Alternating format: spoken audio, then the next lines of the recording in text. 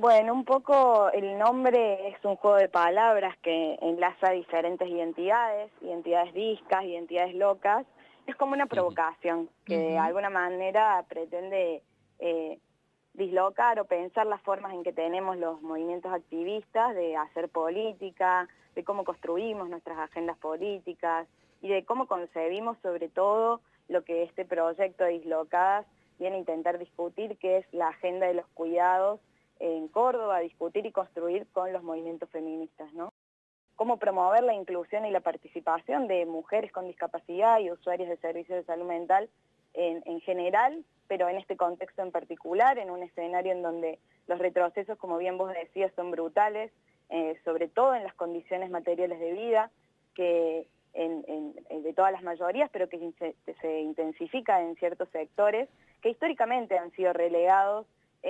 o subestimados por las políticas públicas y por el Estado, por la sociedad en general, por cómo construimos ahí comunidad, pero también mm, por los movimientos políticos y sociales. Y a nosotros nos preocupa de sobremanera algunos puntos de las políticas del gobierno nacional actual en relación a discapacidad y salud mental, como los despidos de los trabajadores y trabajadoras de la ANDIS, el impacto de las vidas en las propias personas con discapacidad y mujeres, cuando el Estado deja de estar presente, el intento de modificación de la Ley Nacional de Salud Mental, ujú, el ataque permanente y el cierre del INADI, bueno, entre otras cosas, pero principalmente el ajuste en las partidas presupuestarias, el aumento de las prepagas, de los medicamentos, ya cuestiones mm. elementales para la vida de cualquier persona, ¿no? Claramente que la situación de vulnerabilidad se profundiza, de hecho desde la mesa, desde el observatorio, este proyecto nace a partir de que el año pasado nosotras como organizaciones de Córdoba presentamos el informe alterno sobre la situación de las mujeres con discapacidad y usuarios de salud mental de Argentina Ujú, ante el Comité para la Eliminación de las Violencias y de la Discriminación contra la Mujer, CEDAW de la ONU, ujú, y bueno, y un poco hacíamos hincapié en estos puntos que vos estás diciendo, cómo se cruzan las violencias cuando se es joven, disca, loca, también la relación de la discapacidad y la feminización de la pobreza, ujú, los derechos sexuales y no reproductivos. Y ahí veíamos que las mujeres con discapacidad y las mujeres usuarias de salud mental tenían algunas preguntas en común, ¿no? Y nos preguntábamos cómo se protegen los derechos de una mujer con discapacidad en situación de violencia de género, cómo se realizan los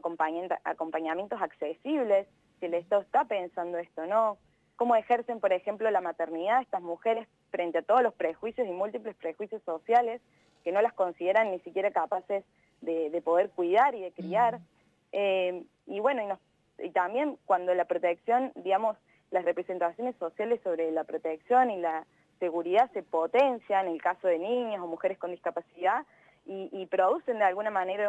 una segregación que imposibilita estos procesos de decisión, de vida digna, de participación social, en donde las personas con discapacidad no simplemente pueden ser objetos o sujetos de cuidado, sino también personas que cuidan, ¿no? mm, Sí, eso creo que tiene que ver con también cómo se va cruzando las situaciones de crecimiento de la pobreza y ujú, con otras opresiones y desigualdades que implica ser mujer en este mundo, ¿no? En este mm, país particularmente. En este contexto el castigo es a las grandes mayorías, a los sectores populares, a los trabajadores, a las mujeres y a las disidencias, a las personas con discapacidad, a las personas usuarias de salud mental, digamos. El ajuste, los palos, la tristeza está un poco siendo para todos y todas, ujú, ujú, pero ahí cuando se profundizan ciertas condiciones de desigualdad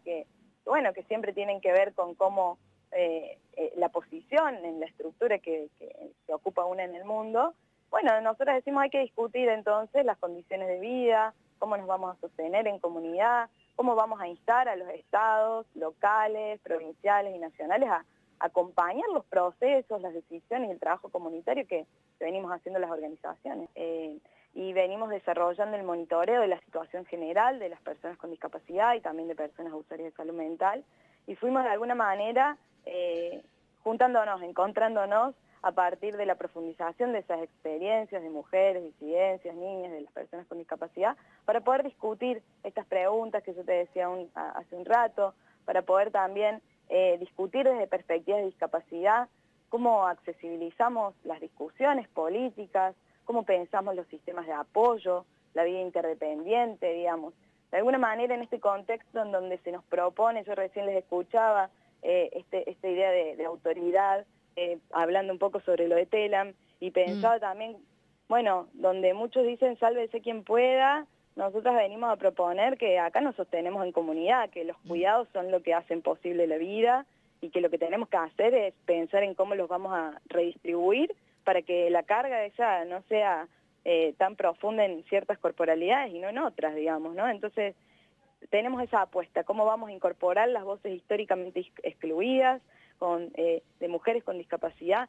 organizándose, pensando la agenda política que necesitamos para Córdoba sobre todo, porque este proyecto forma parte de un proyecto más grande, junto a una organización de Buenos Aires que es ELA, y una organización de Jujuy que es MUDEVA, Mujeres Derribando Barreras, y bueno, nosotras de alguna manera nos interesa poder discutir con el movimiento feminista incluso cómo vamos a dislocar esos espacios políticos y cómo vamos a pensar la vida en común.